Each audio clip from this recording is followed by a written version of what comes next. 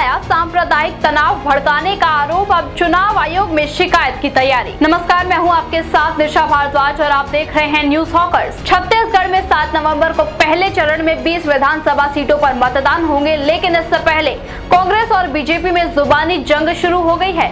छत्तीसगढ़ कांग्रेस ने राजनांदगांव में बीते दिन गृह मंत्री अमित शाह के भाषण को हेट स्पीच और भड़काऊ करार दिया है। इस मामले में कांग्रेस चुनाव आयोग में गृह मंत्री अमित शाह के खिलाफ शिकायत दर्ज करवाने वाली है, तो वहीं दूसरी ओर बीजेपी ने कांग्रेस के बयान पर पलटवार करते हुए एक वर्ग को ही चिंता करने का आरोप लगाया है। कांग्रेस पार्टी ने कहा कि चुनावी फायदे के लिए उन्होंने इस तरह का बयान दिया है। छत्तीसगढ़ में बीजेपी को अपनी हार नजर आ रही है, इसलिए अपनी हार से बौखलाए अमित शाह अब सांप्रदायिकता का सहारा लेना चाहते हैं। दरअसल अमित शाह ने सोमवार को राजनांदगांव में चुनावी रैली के दौरान बघेल सरकार पर हमला बोला था। उन्होंने कहा था कि बेमेतरा में बिरनपुर गांव में हुई सांप्रदायिक हिंसा में भूपेश बघेल का हाथ है। अप्रैल में ये हिंसा हुई थी, जिसमें ईश्वर साहू के बेटे भुवनेश्वर साहू की मौत हो गई थी। बीजेपी ने तय किया है कि हम भुवनेश्वर के हत्यारों को उनके अंजाम तक पहुंचाएंगे और इसके प्रतीक के रूप में उनके पिता ईश्वर साहू को चुनावी मैदान में उतारा है। बता दें, बीजेपी ने भुवनेश्वर साहू के पिता ईश्वर साहू को टिकट दिया है। कांग्रेस ने शाह के इस बयान की जमकर आलोचना की। कांग्रेस ने कहा कि अमित शाह का ये बयान न केवल आपत्तिजनक है, बल्कि इसका एक ही उद्देश्य है, छत्तीसगढ़ में सांप्रदायिक हिंसा भड़काना। कांग्रेस ने चुनाव आयोग में केंद्रीय मंत्री अमित शाह, रमन सिंह और अरुण साव के खिलाफ कठोर कार्रवाई की मांग भी की है। कांग्रेस ने आगे शिकायत पत्र में लिखा कि अमित शाह का ये बयान शांत प्रदेश छत्तीसगढ़ में सांप्रदायिक हिंसा भड़काना है। हकीकत ये है कि हिंसा और प्रतिहिंसा के इस मामले में सरकार ने त्वरित कार्रवाई की थी और आरोपियों को गिरफ्तार करके जेल भी भेजा था, लेकिन छत्तीसगढ़ में साफ दिख रही अपनी हार से बौखलाए अमित शाह अब सांप्रदायिकता का सहारा लेना चाहते हैं। गौरतलब है कि बेमेतरा जिले के साजा विधानसभा सीट से बीजेपी ने ईश्वर साहू को अपना प्रत्याशी बनाया है। ईश्वर साहू का कोई पॉलिटिकल बैकग्राउंड नहीं है। ईश्वर साहू खेती किसानी करते हैं। इनका नाम इसी साल अप्रैल महीने में चर्चा में आया था, क्योंकि 9 अप्रैल को बिरनपुरा गांव में 2 समुदाय के बीच झड़प में ईश्वर साहू के बेटे